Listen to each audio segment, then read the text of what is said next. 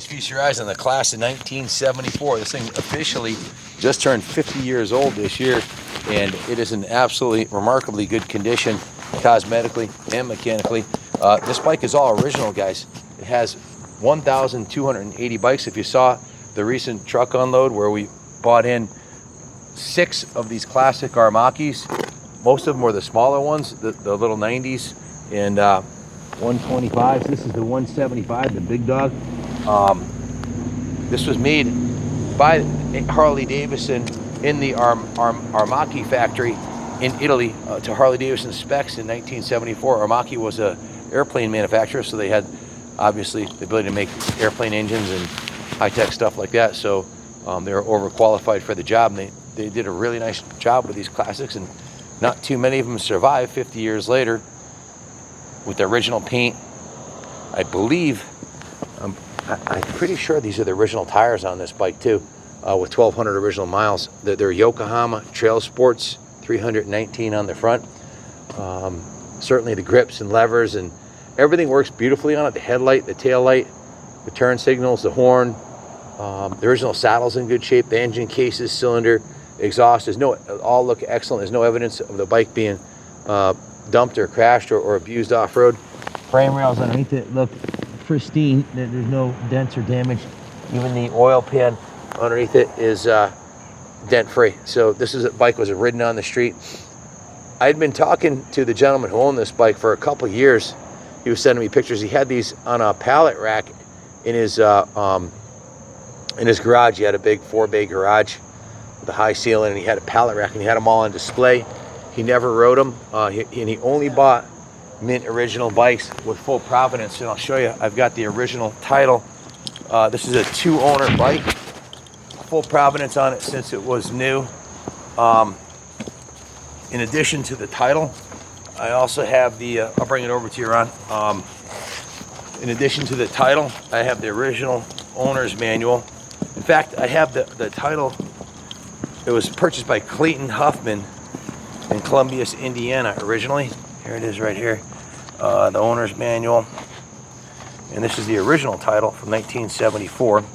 And here's the replacement title when he sold it to Stephen Piper, who has owned the bike. The original owner owned it for 32 years, and the second owner had it for 18 years. So 2-owner bike, original title, second title, and of course the Harley Davidson service manual. This has never even been opened. This is brand new. And then the work order. There's a substantial work order from going through the bike, a full page of parts list and a full page of service list. And of course, it went through the detail shop also. So the service department had a total of 24 hours into it, and a substantial investment of parts.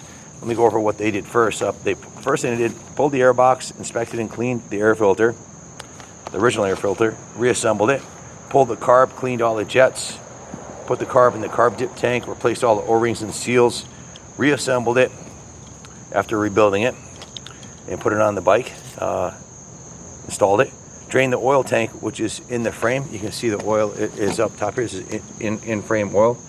So they changed that, flushed that, filled it with Bel-Ray 2-stroke oil, put a new battery, a 12N7 3B battery in it, pulled the clutch cover, which is right underneath this assembly right here, pulled the clutch cover off, disassembled the clutch and the kickstart mechanism, replaced the crank seal on the oil side, on that side and the kicker side, reassembled after servicing the clutch, installed a new Kickstarter seal, so it has a new crank seal and a new Kickstarter seal. And they also installed a new shifter seal. They pulled the flywheel on the other side and replaced the crankshaft seal on the other side, so both crank seals are new. Replaced the flywheel with the unit we had in our inventory. Replaced the stator. The original unit had lost spark. Replaced the CDI box and the coil. Replaced the ignition switch with a new key. So got the engine running beautifully, test rode it. Then they started going through the other parts of the bike that needed addressing. The front wheel was pulled, the forks were removed, replaced the bottom triple tree right here, and lubed the steering stem bearings, greased the headset bearings, reassembled the front end, greased the drum brake mechanism in front, serviced the brakes and brake pads, replaced the speedometer drive, which you can see right there, with the unit that we actually had in stock. The original one was seized. Wasn't running quite right, so he lowered the carb knee to one position. The bike was loading up, so that leaned it out a little bit. So replaced the horn from another Harley Davidson Aramaki that we had in stock. It needed a new horn. Got all 4 turn signals working, replaced the rear taillight bulb, installed a new 12-volt flasher, replaced the rear taillight bulb, rebuilt the original fuel petcock, drained the fuel tank, rinsed it, cleaned it, installed new 1/4-inch fuel line and a fuel filter. You zoom in, you can see that too. Changed the gearbox oil with Spectro 1040. The exhaust was removed and decarbonized. They burned out the carbon with a torch. And then of course installed the new 520 gold chain. You can see that the running light on the back here, the service light, is still on. So yeah, the original tail light, original license plate mount here. I forgot to put one of our new plates on it. We're supposed to do that. We have a new custom vanity plates that we've been putting on all the bikes that we're riding. The original seat covers in mint condition, the original turn signals, the original SX175 logo. Now, I've seen a lot of restored ones, but I haven't seen any original ones like this with 1,280 miles come down the pike. Not here through Kaplan Cycles in the New England Motorcycle Museum. And I venture to guess it's because there's really not many out there like this. I mean, look at the fuel tank on this thing, guys. That's the original factory paint, 50 years old, 50. All the aluminum on the engine cases is original. That is a new chain. About the only item I can see on the bike that's been replaced, other than the internal engine service components, is the chain. So all the wiring is original and intact. The foot pegs have the original Harley Davidson logos on them. The shifter is original. Just a beautiful piece. They steam cleaned it, hand washed it, waxed it, polished it. They did repaint the kickstand, the swing arm, and the frame rails here. Polished the aluminum a little bit. The exhaust system, when that was off the bike, after they burned all the carbon out of it with a torch, that was sanded and painted the original finish, and then reassembled with the original SX175 logo on the side here. Just a kick-ass piece. I mean, original tires, original everything on this bike. So to find a nicer original one like this, you'd be hard-pressed for sure. The good news is we've done a full preservation service on it. It's you know, it had been in a deep slumber for many years and hadn't been run, and it's not uncommon for the crank seals to dry up like they did on this one, or have to go through the carb or replace the air filter, all the things we had to do to it, and go through the wiring, because you know, letting a bike sit for 50 years isn't the best thing. But we did service all those items. That's the good news. The bad news is it's 28 hours of shop labor at $150 an hour is over $5,000 just in shop labor, plus the parts. So, excuse me, it was over $4,000 for the service. With parts, it came to $5,590, which is probably more than it's worth. But we're going to sell it at auction. May the best man win.